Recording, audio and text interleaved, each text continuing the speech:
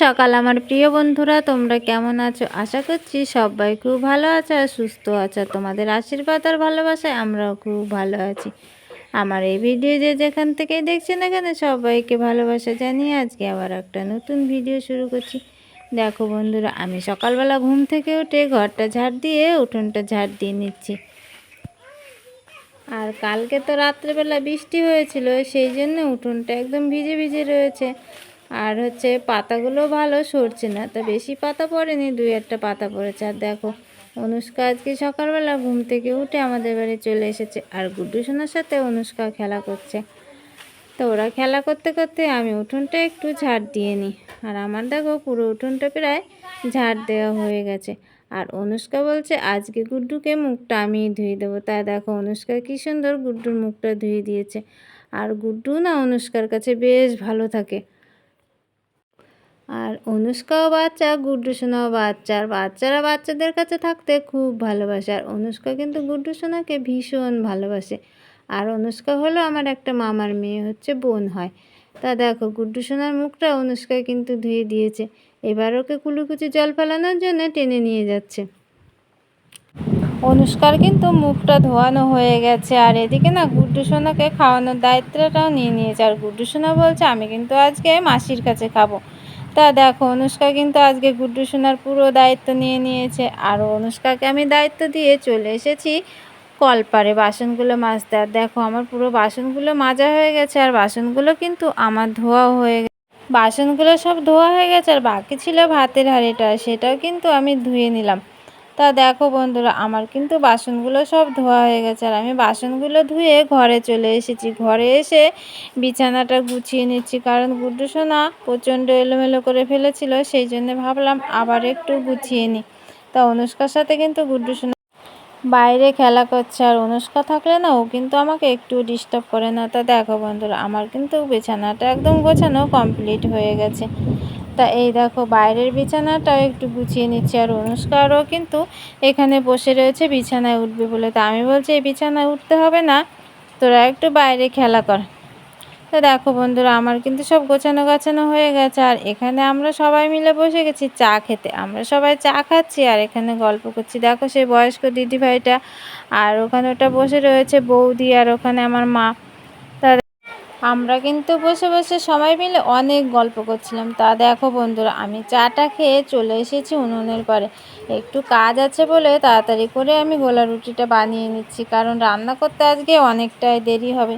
তাই ভাবলাম এই গোলা রুটিটা খেয়ে তারপরে কাজগুলো করে পরে রান্না করব। তাই দেখো আমি কিন্তু এখনও জমির পুরো ঘাসটা না পরিষ্কার করতে পারিনি। এখনও না অনেকটা ঘাস পরিষ্কার করতে বাকি। প্রত্যেক দিন অল্প অল্প করে করছি, একদিনে তো পুরো কমপ্লিট করা যায় না। তাই যখনই সময় পাই তখনই একটু একটু করে নিই। আর দেখো এই মাঠে কিন্তু গুড্ডু সোনা চলে এসেছে আর মাও চলে এসেছে। গুড্ডু সোনা কিন্তু একবার দৌড়ে বাড়ি যাচ্ছে, আবার কিন্তু চলে আসছে আমার কাছে। দেখো ও কেমন দৌড়াদৌড়ি করছে, ওর একটু ভয়ও নেই, কিচ্ছু নেই। প্রত্যেক দিন কিন্তু আমি একটু একটু করে পরিষ্কার করছি, কিন্তু একবারে তো পারবো না, সেই জন্যে অল্প অল্প করে নিচ্ছি। তাই একটা সময় নিশ্চয়ই শেষ হবে, আজকে আর এখন করবো না। তাই দেখো বন্ধুরা, সে খাওয়া দাওয়ার পরে কিছু বাসনপত্র ছিল, সেগুলো রেখেই কিন্তু আমি ঘাসটা পরিষ্কার করতে চলে গেছিলাম। তা দেখো সেই বাসনগুলো আমি মেজে রয়েছি, এঁটো বাসনগুলো ছিল। আর গুড্ডু সোনা কিন্তু আমার পাশে এসে দাঁড়িয়ে রয়েছে, ওর যেটা কাজ তাই। তো চলো বন্ধুরা, আমি বাসনগুলো এক এক করে ধুয়ে নিই। আর আমার বাসনগুলো প্রায় ধোয়া মাজা কমপ্লিট হয়ে গেছে। আর আজকে না কিছু জামা কাপড় ভিজিয়েছি, সেগুলো কাচতে হবে। সামনে তো পুজো চলে এসছে, আর জামা কাপড়গুলো না খুব নোংরা হয়েছে। আর গুড্ডু সোনার জামা কাপড় তো প্রতিদিনই কাচতে হয়, আমাদেরগুলো নয় প্রতিদিন আমরা কাচি না। আর মায়ের শাড়িগুলো খুব নোংরা হয়েছে, সেই জন্যে ভাবলাম একদিনে সবগুলো তো আর কাচা হবে না, অল্প অল্প করে 2-3 দিন ধরে কাচতে হবে। একদিনে কাচতে গেলে প্রচণ্ড কষ্ট হয়ে যাবে। তা দেখো আমার গুড্ডু সোনারগুলো কিন্তু সব কাচা হয়ে গেছে। আর আমি বালতির জলে এখন সবগুলো ধুয়ে নিচ্ছি। আর এখন বড় বড় যেগুলো আছে মায়ের শাড়ি, বেড কভার, তা দেখো আমি কিন্তু এখন বেড কভারটা কেচে নিচ্ছি। আর কেমন না মেঘলা মেঘলা আকাশ করছে, শুকোবে কি শুকোবে না সেটা ভেবেও সব কিছু ভেজালাম না। তাই অল্প কিছু ভিজিয়ে নিয়েছি, আবার অন্য দিন কাচা যাবে। অল্প অল্প করে কেচে নিলে ফ্যানের তলায় দিলে শুকিয়ে যাবে।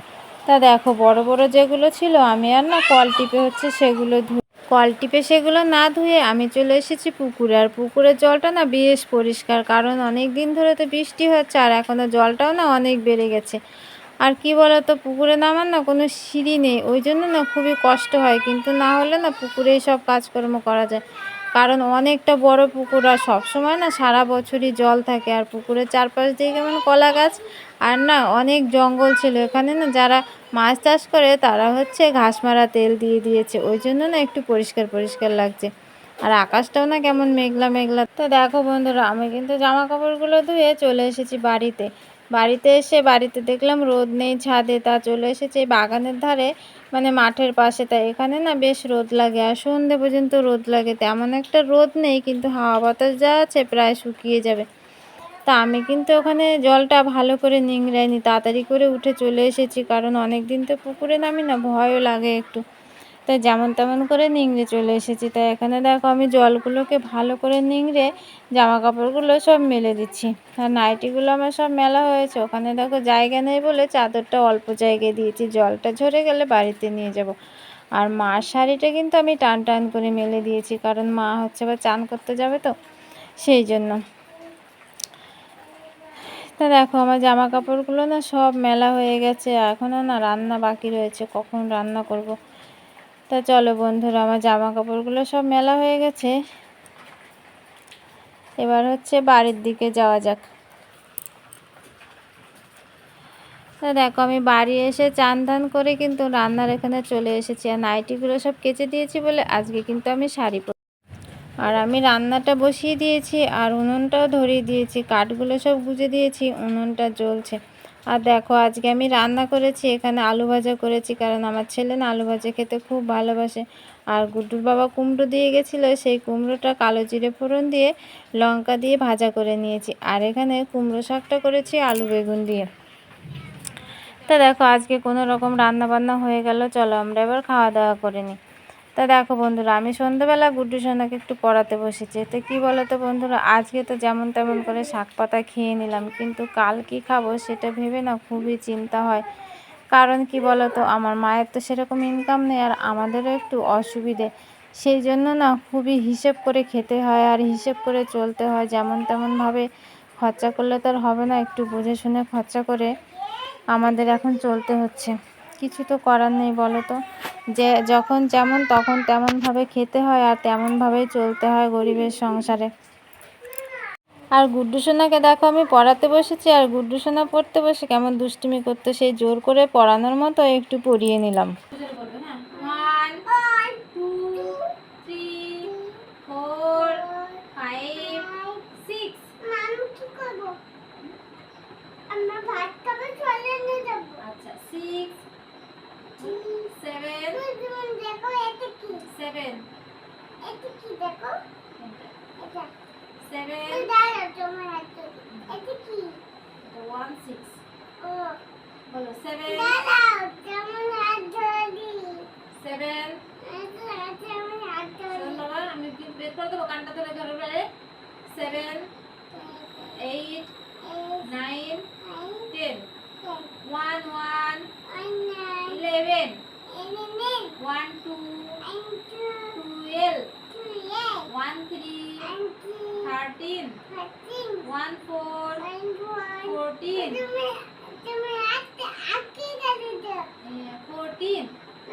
আচ্ছা ঠিক আছে, আটকে গেছে 14 1 5 15 1 6 16 1 7 17 1 8 18 1 9 19 20 20